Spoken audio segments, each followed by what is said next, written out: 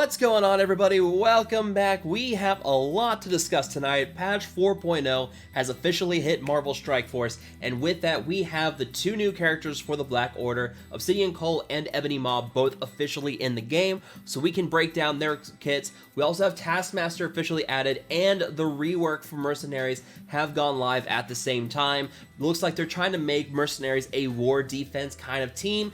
Their reworks, not exactly the most desirable thing. We'll talk about that more in detail, but first let's start with the kits for Obsidian, Cull, and Ebony Maw. Now, both of them are pretty good. Obsidian looks like a very nasty tank who's almost got like a bruiser kind of mentality. He can deal a lot of damage. Before you put any T4s in, I have everything here without T4s on it. His basic attack deals 250%. With that T4, it gets moved up to 300%. Not a lot of big difference there.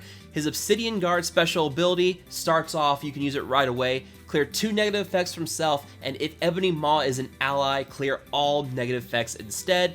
Gains taunt for 2 turns and defense for 2 turns, and gains death proof. Heal for 10% of this character's max health. With the T4 upgrade on this, all you're really getting is an additional 10% healed up for the character's health. So, it doesn't look like it's going to be a very desirable T4. We'll see how that looks in the future. Culling the Weak seems to be his ultimate ability, and attack the primary target for 440% of his damage, and 10% additional damage per death proof on self. Transfer all positive effects on the primary target to self.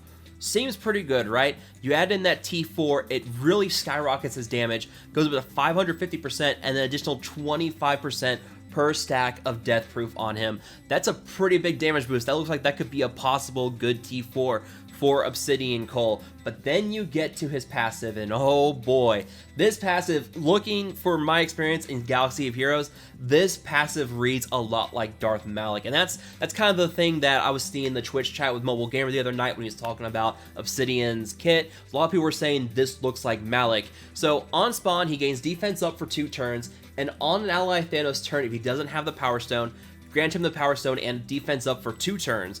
And when an ally attacks, or when an enemy attacks, Thanos or Ebony Maw attack that enemy for 200% damage.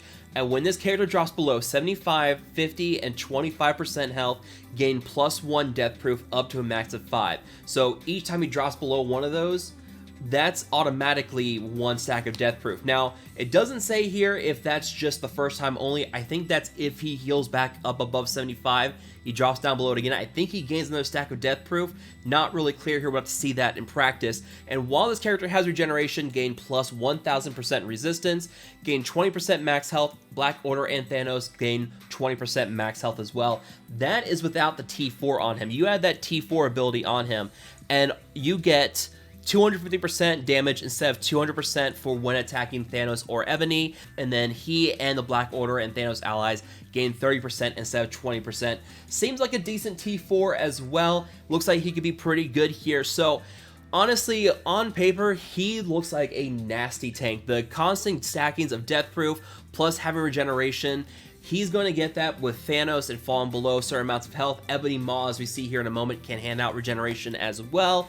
That bonus to resistance is going to make it hard to dispel the death proof from him. So you're going to need characters who gain bonus focus to remove those effects. I know, I believe Karnak does it. I know Jessica Jones does it. Any characters that get that bonus focus to remove death proof, I believe Hela can do it as well. Those 3 characters I know can clear this death proof pretty easily. Outside of them, you're going to have a hard time clearing them. There's going to be some other characters who can do it, but with a plus 1000 resistance on Obsidian Cull with the regeneration, that's going to be pretty difficult to do. And remember, if he falls below 50% health, Thanos will give him regeneration as well. So now here we are with Ebony Maw, and this is without T4s again. His primary attacks the primary target with his basic called Needle Storm, 70% piercing, and a bonus attack 2 times for 60%. And if the primary target is a hero controller, they apply bleed for 2 turns instead of just 1 turn with his basic attack. So we know he's supposed to be a big counter to Phoenix. They've been very upfront about that. Hero controllers, Phoenix is the big hero controller that we have right now. So right away, this basic is going to apply more stacks of bleed. With the T4 on it, they get the bonus attack, additional time, and increase of damage for 80% here. So that T4 could be worthwhile with that bonus attack. Seems like a pretty good one. Insidious Whisper. Gonna have to wait till the second turn to use this. Apply defense up to self and all allies. And then to self, all Black Order and all Thanos allies gain counter. Apply offense down for 2 turns to all enemies, and clear counter from all enemies. That's a nasty one. That's without the T4. With the T4, all it does is apply defense up for 2 turns to self and all allies. Probably not one worth the T4, but we'll have to see that. We'll have to see that in practice, see if that's worthwhile. Then his ultimate, Forced Transfusion. Steal 3% health from all enemies and redistribute to all allies. This bypasses heal block. Repeat this attack 4 additional times and apply slow to all enemies for 2 turns. Each attack redistributes a maximum of 25% of this character's health. That's a pretty big deal. That's a lot. That's basically like Minerva. So Minerva does 10% from the enemy and heals your characters for 10%, plus additional amount based on her max health. This is very much like a Minerva move. So this guy has potential to do that kind of thing, which is very nice. And the interesting thing is that it repeats the attack 4 times. So that's a maximum of 15% health stolen from enemies and healed to your allies. That's going to be interesting, and it also seems to be based off of the enemy's health. So the more health your enemy characters have, the more health it seems that you're going to be getting in the process, though keep in mind that it's only a maximum of 25% per Ebony Maw's health. Now the T4 on this gets this is where a T4 is definitely, you can see that kit just kind of exploded out a little bit with this T4. With the T4, fill speed bar for self and all allies by 5% per Black Order and Thanos allies. Reduce speed bar for all enemies by 5% per Black Order and Thanos allies. Ladies and gentlemen, this is a T4 you're more than likely going to want on Ebony Maw, which all like 5 of us who are going to be able to unlock Ebony Maw for the first time around, this is probably a T4 you're going to want. That's 25% bonus turn meter for your team and minus 25% speed bar for the enemy team. That's a big T4. That's a big deal. I think this is one you're definitely going to want to save your T4s on when you get Ebony Maw. Now, finally, you get to his passive, and wow, this passive is something else. On spawn, gain 2 regeneration, 2 death proof, and immunity for 2 turns, and fill an ally Thanos speed bar by 25% per Black Order ally. We already knew about the speed bar. They were going to have him empowered to 100% speed bar. It was a way to counter some of the teams that thought they could outspeed Thanos and kill him turn 1. On ally Thanos' turn, if he doesn't have the Reality Stone, Time Stone, or Soul Stones, grant him those stones and gains the same amount of buffs that Ebony Maw got here. 2 regeneration, 2 death proof, and immunity, 1 stack of immunity for 2 turns. Can only do this once per match. On the death of an enemy hero controller, here we go. Gain charged, apply immunity to all allies and barrier all allies for 20% of this character's max health. If charged on enemy turn, apply ability block to all hero controller enemies and then lose dodge. Lose charged. This cannot be dodged. Gain 20% bonus resistance. Black Order and Thanos gain 20% resistance as well. With the T4 on this, the only thing that really seems to change is the 30% resistance. So probably not a worthwhile one. Doesn't seem like it's going to be that big of a difference. I could be wrong on that, but just 10% bonus resistance. We'll have to see how that goes. Now, what's the big deal about this? Let's go over to BlueStacks. So with BlueStacks, let's pull up our hero controllers. This is where things are getting very interesting. So on the death of a hero controller, you're going to automatically get ability block applied to all enemies with the charge on Ebony Maw. When Phoenix dies, she comes back to life as Dark Phoenix. Now, what's going to happen here is that she's going to die. She's automatically going to come back as Dark Phoenix, and as a result, Ebony Maw is going to put ability block on her. This is a big deal because what you try to do with her right away is try to unleash Vitality Drain, I believe, and then, yeah, so she can't use Vitality Drain right away. That's a big thing for her. So you automatically have her shut down for 1 turn with Ebony Maw. Ebony Maw was made as a counter to Phoenix, and this very much reads like a counter to Phoenix. I'm kind of talking out of my butt here because I don't have Phoenix, I don't have the experience, but this is what I'm seeing on paper, and this is what they've been marketing Ebony Maw as a counter to.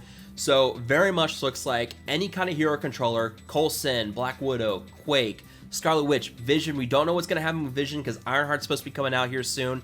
Star-Lord, all these characters, if any of them die, Ebony Maw can put out that ability block, and that's a big deal. So it's going to be interesting to see just how well this works. It looks like on paper it's going to do great.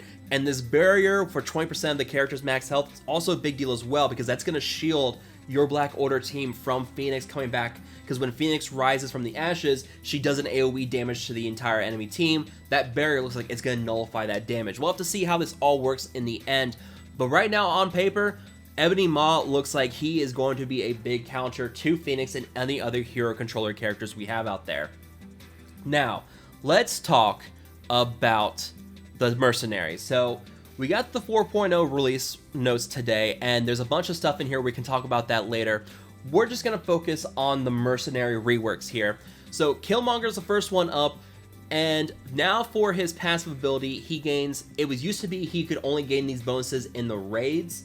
Now he gains this overall. So 20% base chance to counter, and then 20 additional percent chance per Wakandan ally. So full team of Wakandans, he's always going to counter. That's a big deal for him.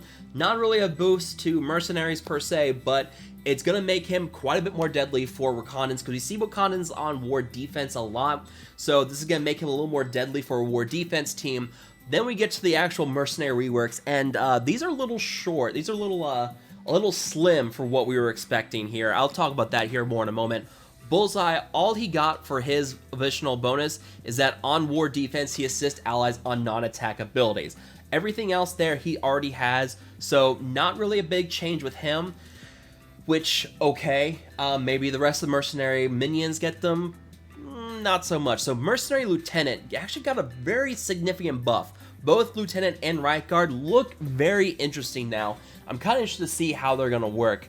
The basic attack for Mercenary Lieutenant now deals 290% damage. I don't know if that was the max before. Grant 1 ability energy to a random ally and 1 ability energy to all Mercenary villain allies. I feel like that was definitely part of his rework. That's a big deal. That's a very, very interesting thing. And then his passive squad coherency. This is, I think, I'm going to have to go back and look at it. I think this is going to make Mercenaries a very good squad for players to use in campaigns to build up a good campaign squad for villains. We'll have to see how it works. On turn, 40% chance to heal lowest ally for 25% of his character's max health. If that ally is Mercenary, heal again for 10% of his character's max health. And when a Mercenary ally drops below 50% max health, fill this character's speed bar by 40%. On war defense, when an enemy attacks an adjacent ally, heal lowest health Mercenary for 1500 plus 10% of his character's max health. Right? It looks pretty good. I think that's gonna make him a solid war defense character when paired up with Riot Guard, because Riot Guard looks like he's gonna be pretty decent. We'll see how things go. Riot Guard, the only thing he got new or changed was his passive, Riot Suppression. New, gained 25% block chance and 25% block amount. And then on war defense, and strap yourselves in, this is a very interesting one. On turn, apply +1 deflect up to a maximum of 4 to adjacent allies. Gain 10% block chance per Mercenary ally. That is very, very interesting. Let's take a look at our Mercenaries here. This is one I'm going to be very interested in trying out for my own.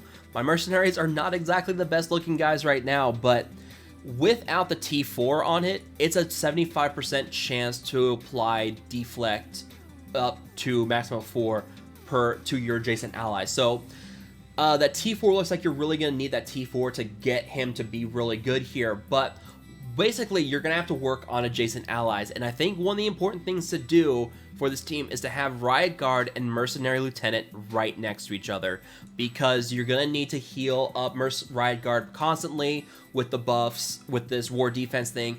This team, so what I see here, I like. I think that they've got some good stuff going on here.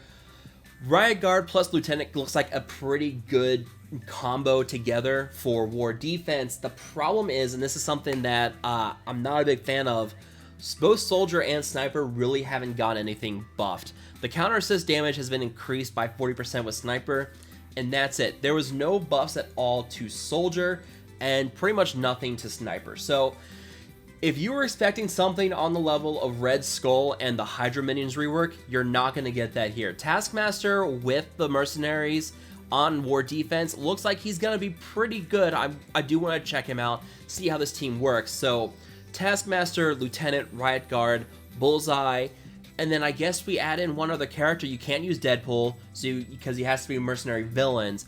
So, I mean, you could probably try to use Sniper.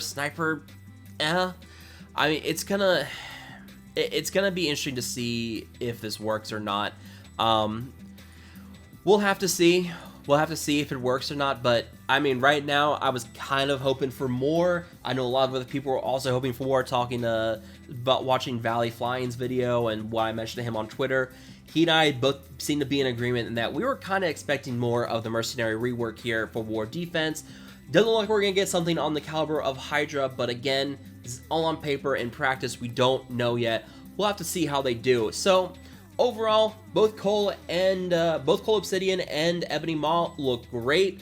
Taskmaster, Mercenary Lieutenant, Mercenary Riot Guard look like they got some great buffs for war defense.